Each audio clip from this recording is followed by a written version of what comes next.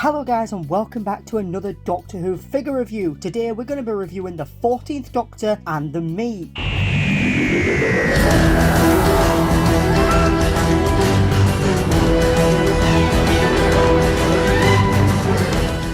So let's start off by looking at the packaging. This is standard Vortex edition packaging. It's just a slightly bigger box to the stuff we've seen before, like the 15th Doctor and Ruby Sunday and the 3rd Doctor with Sonic Screwdriver. Standard box, we've got a picture of the TARDIS on the bottom, what the actual set is, the 14th Doctor and the Meep. Your standard things about it being the 5.5 inch, the 14th Doctor's story, 5+. This is the high deco Vortex edition figures. Essentially just means that there's extra detail, which we'll get to soon. The rest of the box is your standard Vortex edition box, Doctor Who logos everywhere. There is a bit of information on the back that is mostly all about the Star Beast, so if you want to pause the video and have a read of that, then you're more than welcome to now. Got a bit of information here that does tell you exactly what a Vortex edition figure is, that it's just a little bit more in-depth detail. We've got some information about the contents of the box here, a little quote there that says, "I don't believe in destiny, but if destiny exists, then it is heading for Donna Noble." And of course we've got the sort of legal stuff and the usual character options jargon on the bottom. But let's get to what we're really here for. Let's look at the figures. Okay, so now that we've got the figures out of the packaging, initially I'd just like to say that the detail on these figures just looks fantastic. We'll get into it a little bit more in depth as we break down each figure, but just initial thoughts, yeah, great detail. Still really surprised that we got this Meep, the Meep figure. I just think, yeah, it's not something that, it's not a character that I ever thought we'd get an action figure of. It felt more like we'd get maybe like a plush or something like that, a vinyl, not something you get an action figure of. But nonetheless, I'm really glad to have it. But yeah, let's break down the details of these figures, starting of course with the 14th Doctor. So initially looking at this figure, I think it is safe to say that this definitely does look like David Tennant. Looks very similar to the 10th Doctor figure, but with a really nice sculpt, same kind of sticky out here hairpiece kind of thing. But it does look like a slightly aged version of the 14th Doctor, which does make sense of it being an aged version of David Tennant. I think the eyes look quite well detailed, and yeah, it's just a really nice looking figure of the 14th Doctor. We've got sort of sideburns there. Love the hair. I think the hair looked really cool because you've got the kind of the washes and like different brown colours, so that's really cool. My favourite part of the detail is probably the detail on the tie. It just looks really textured, and you can kind of feel it a little bit. Really well detailed to make it look a bit knitted. The waistcoat's really cool. It's like a checkered design. It's almost like a deep burgundy red. It's hard to tell. The lighting doesn't really do it justice. But I love the fact that there's these creases, like the buttons just holding it on, almost like it's a little bit too small for him. I love the fact that the arms are sculpted to look like the shirt's kind of a little bit creased. One thing I do really like is this little cuff piece at the bottom there. I think that's a nice little bit of extra detail. And of course on the back it's just a plain waistcoat with a little buckle there and a little silver buckle, which is nice. So moving down the figure, we've got the pants that are very similar design to the waistcoat. They're just a slightly browner colour compared to the redness of the waistcoat above. And yeah, other than that, not really much detail on there. I do like the little kind of crease just there on the back of the pants. I think that's a little nice extra detail. And of course then we've just got the standard trainers with detail on, which is pretty standard for trainers. But yeah, I think the detail on this figure is really nice. So now that we've looked at the 14th Doctor, let's take a look at his articulation. So starting off, we've got his head that can tilt side to side. Doesn't really go back and forth, but I imagine you probably can get it to do the full 360. I wouldn't want to in fear of scratching paint. The arms can do the full 360 swivel, and they are on a ball joint, so you can make him regenerate, bigenerate, whatever you want to call it. He does have a 360 degree swivel at the bicep, which is something we're familiar with seeing on these kind of figures. 90 degree bend at the elbow, and some slight swivel on the hand, but again hindered by these cuffs. Moving down, we do have some waist articulation side to side. Imagine again it probably does 360. One, it's probably a bit stiff being a new figure. Secondly, it is kind of hindered a little bit by the waistcoat. Then, with the legs, you can do the splits, which isn't something we get with many Doctor Who figures, but the more modern ones do definitely have it. And the leg can click forward, which you'd expect, and we do have that 90-degree bend at the knee. That is all the articulation for the 14th Doctor. So now we're going to look at Beep the Meep. Let's take a look at Beep the Meep's detail. So first thing I'd like to say, I really like the eyes on this figure. I think it's nice. It looks quite glossed.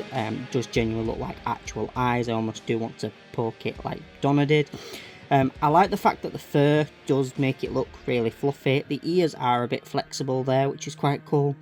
Makes it seem a little bit like one of the Gremlin action figures that you can get from NECA. And if we just go around and have a look, you can see that like the fur's got a nice gradient to it. There's a really nice texture to this figure. It's not flat, it's very well textured.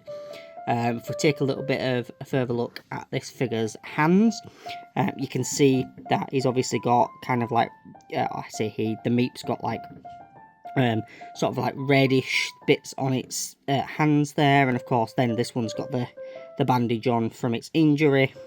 And then obviously moving down, the feet are pretty much similar to the hands, quite coherent in that sense in terms of having those little red bumps there. But yeah, the detail on this figure is absolutely fantastic. I think it's just, yeah, it's amazing. For something this small to have this level of detail is fantastic. Again, as I've said, it's not an action figure I ever thought in a million years we would get a figure of. But yeah, really excited to add this to the collection. But yeah, let's take a look at this figure's articulation. So first of all, for articulation, its head can do the full 360-degree swivel. That's because obviously it pops off quite easily for you to swap the head to the evil version, which we'll get to shortly. The arm does have some movement with a bend at the elbow, and the arm is on a ball joint at the shoulder. So you could make the Meep somewhat regenerate if you wanted to. Not sure why you would. But yeah, there is a ball joint there. And there is some slight hand articulation. I wouldn't want to push it just in case of making it loose. With the hands obviously being swappable. But yeah, moving down, you do have some waist articulation as well, which is really cool. It's hindered a little bit by the way the fur falls on the back. And the way it's kind of designed. No foot articulation, unfortunately. But that being said, for this figure being as small as it is, the level of articulation they've got on there and the level of detail on it more than makes up for it. So yeah, absolutely really happy with this figure. Can't get enough of just playing around with it and just seeing the way it falls into place and the way it looks next to all the other monsters. It definitely stands out and it's very unique, and I think we need more Doctor Who monsters and villains with this level of detail and action figures to definitely go with our collections. But yeah, let's take a look at the accessories that come in this set. So the first accessory this set comes with is the angry Beep the Meep head, which you can see here. There isn't really much to talk about. It's almost identical to the other Beep the Meep head, which is just there. The kind of cutesy one that doesn't want to get affected. The only real difference is that the eyes look slightly more squinted in this and the mouth's open, so it looks a little bit more evil and a little bit rough looking. Again, it is quite easy. You literally just need to pop it straight on to the Meep figure there. No issues at all with that. The next kind of set of accessories this figure comes with is the swappable hands. Which you can see there. Again, it's got those red marks on there. This is obviously the bandaged version of the hand. Yep, knuckles, redness, definitely looks like an alien hand. You've then got the alternative hand in a similar shape to that one, without the bandage on its hand. Then you've also got another hand that's where it's kind of like cupped a little bit. Yeah, I'm not really sure what you'd use this hand for. I guess it's just quite a relaxed hand. The more interesting hand is this one here. So if we look at this hand in a little bit more detail, again, it is basically the same other hands. It's just sculpted to obviously have its fingers split in the middle. And that's because it has this little really nicely sculpted weapon. Some kind of laser gun or something. I forget what the Meep uses this for in the Starbase. I'm really surprised I've actually gone through the effort of sculpting something for this. And actually, I think it could have a little bit more detail on, maybe like what could be lights or something like that. But yeah, very easily slots into the Meep's hand. Not really had any issues like I have in the past with figures. But yeah, it would be nice maybe you could take this out. I imagine you probably can. Looking at it, it doesn't look like it's glued in place that strongly. So I guess if you did want to take it out and give it to the doctor or something, you probably could. But I wouldn't want to, in fear of kind of losing it overall. Lastly, the last accessory this set comes with is, of course, the 14th Doctor sonic screwdriver. You can see here it's got the blue emitter on the end. There's a little bit of design there where the kind of bit in the middle was before you get to the clamps. I will say this part of it doesn't look very detailed. It does just look like a very basic sculpt with a bit of paint splodged onto it. As we go further down it though, you can see that we have got like what would be the cracked effect and the leather, and then the bit that's probably the most interesting is the bit that actually looks like it's from the actual Sonic, which is that bit at the bottom there with the silver and gold. But in all honesty, for an accessory this small, they haven't done a bad job. It's about as detailed as most of the other kind of sonic screwdrivers. I think the 15th Doctor's was probably a little bit more detailed in all honesty. But yeah, absolutely fantastic. Really great accessory to have to go alongside the 14th Doctor, because you can't really have the 14th Doctor without the sonic screwdriver. So yeah, overall I think this is an absolutely fantastic figure set. I think for the level of detail and the uniqueness of it, I definitely think that it's worth the £45 mark. The fact that it's limited edition is a bit of a kind of kick in the teeth for some people if they're not able to get their hands on it.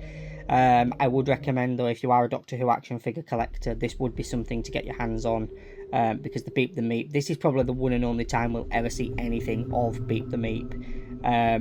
So I would honestly, even if you already had a 14th Doctor variant, which I imagine at some point we will probably get more 14th Doctor variants from B&M at some point down the line, I'd get this set just for Beep the Meep, because I can't really ever see that we are going to get any more Beep the Meep figures.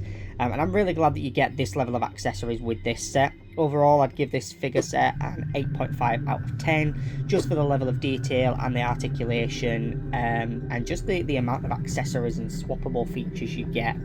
I think the retail price of $44.99 is about in line with other major action figure brands around, such as like McFarlane action figures that do DC. Their figures are around about the same price, depending on how many accessories or swappable items you get. It tends to, and how rare it is, it tends to obviously go up in price. But yeah, absolutely fantastic figure. Really love this. Can't wait to do some more photos and stuff with it. If you guys have enjoyed the video, please leave a like. Let me know in the comments below what your thoughts are on this figure set. And of course, hit that subscribe button and ring that notification bell so you never miss another video. And yeah, I do have the 3rd Doctor and his sonic screwdriver Vortex edition. I did never do a review of that, but if you guys would like to see that, let me know in the comments below. And yeah, thank you very much for watching. I'll see you guys in my next video. Goodbye for now, guys. Goodbye.